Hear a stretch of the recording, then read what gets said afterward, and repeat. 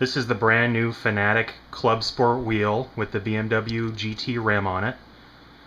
I was selected to test this wheel, and I've tried testing it out with both the GT rim and also there's a Formula One rim. Let me just start off by saying that the quality of this wheel in terms of the feel and the look is excellent. I mean, it's all metal, the wheel itself is metal, the base is mostly metal. It's got two motors internally. It's supposed to be one of the top-notch wheels on the market. I was one of the last of the community testers to receive my equipment. There was a shortage of the equipment originally, so I waited probably an extra 2 weeks to get my equipment.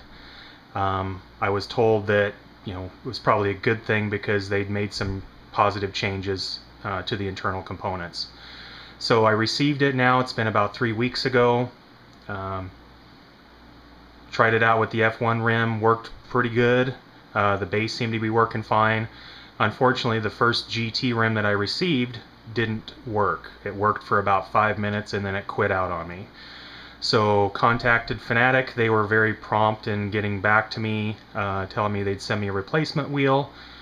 This was again back ordered for about another week and a half.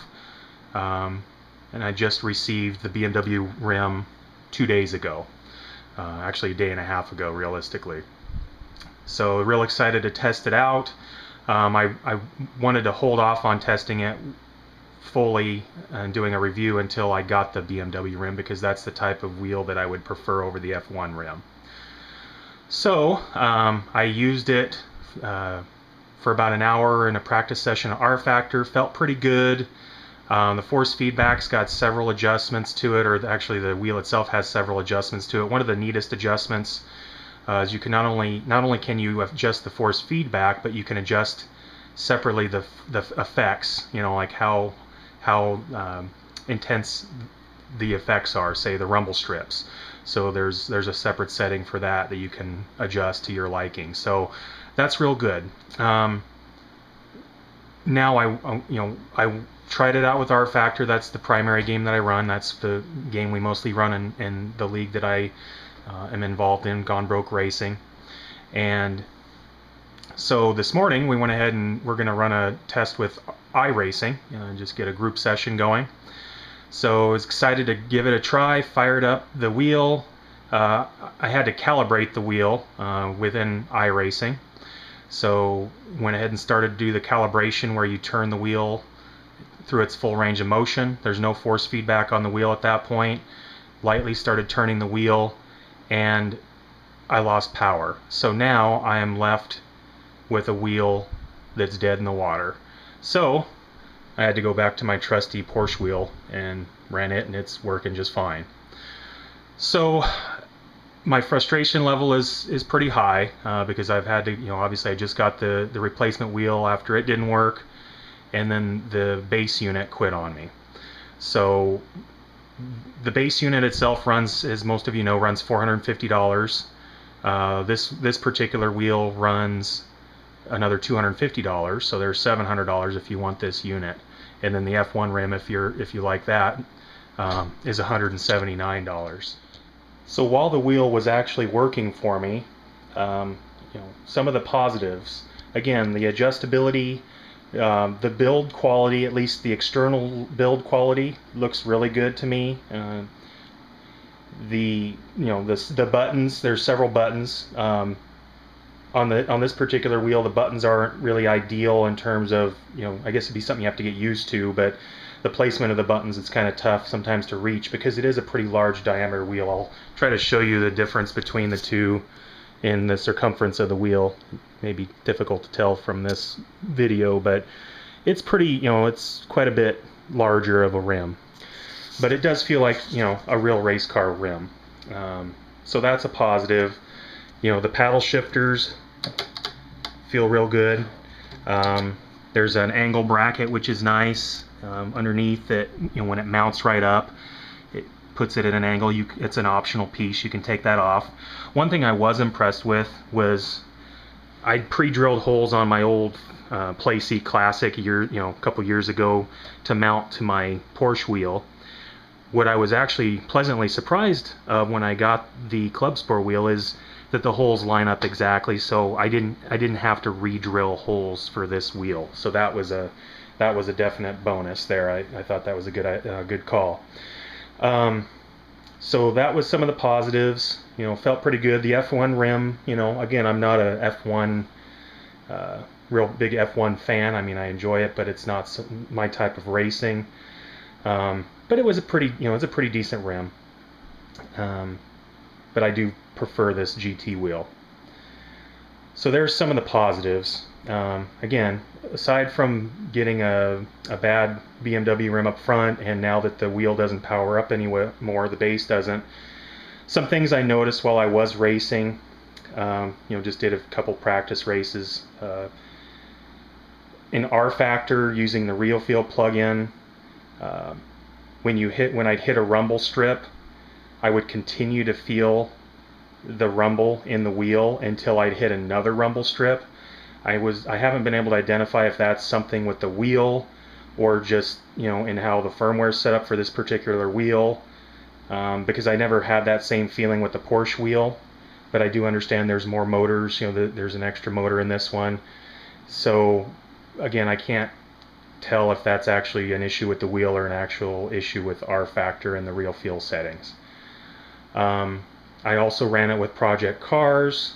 Project Cars still has a ways to go with physics, but it felt pretty good compared to my Porsche wheel. And then I also have tried iRacing. I did run about a 30-minute race a couple weeks back with the F1 wheel, using the Spec Ford racers, and it felt pretty good actually. I like the force feedback. I like the adjustability of it. But again, my heart is with the GT type cars. That's what I really enjoy racing. And so I was really excited I was going to run a race this morning with the Cadillac on iRacing. And like I said, I went to calibrate the wheel, and the base unit failed. So I do know there's been some issues with the Elite wheel as well in terms of the motors. I don't believe that's the same issue with what happened to mine. I don't know which version of this wheel. If this is, obviously I got this as a test unit, so I assume Fanatec has made some other adjustments or changes to this with the final release that's now available. But again, my frustration level is pretty high because I really have been looking forward to this wheel for quite some time, and really disappointed that I've had two components fail very quickly. And again, I don't abuse my wheels. I'm very careful. I spend a lot of money on this stuff and take care of it and want it to last forever. So, really disappointed that it's not working any longer. So I have contacted Fanatec this morning, because this just happened this morning. In the past, they've been really good about getting back to me quickly, so I expect the same. And we'll see. I assume they'll replace the unit, and then I'll give it a try again and see what happens. If that one doesn't work, then I may have to reconsider. So just like I did with the Clubsport pedals, is it worth spending $700 for a new wheel like this that, I know everybody's excited about it. I'm excited about it as well. Been excited about it for quite some time. But it's a lot of money to spend and not have the reliability, which I think is the key. If you're into racing and you're into iRacing or R Factor or whatever, you want to have a wheel that's going to last and that's going to not fail during a race or before a race. Thank goodness I still have my Porsche wheel, because I was able to use that to run the iRacing Cadillac race this morning. But very disappointed early on. So we'll see how Fanatec responds, and what kind of changes they make to make sure that this issue does not happen again, because that's a lot of money to dish out. And honestly, I'd have a hard time telling other people to spend that kind of money to buy a wheel. Even if it works perfect, that's up to the individual. If it worked perfect and was built like a tank, clearly, if you were willing to spend $700 on it, then that's up to that individual. But to spend that kind of money, even if you have it and to have it fail will make anybody frustrated, including myself. So while I would have liked to have brought you a more in-depth review going through all the functions of the wheel, unfortunately, because of the issues I've had, I'm not able to do that. Once I do get my replacement unit, I will continue to test the wheel and will report back.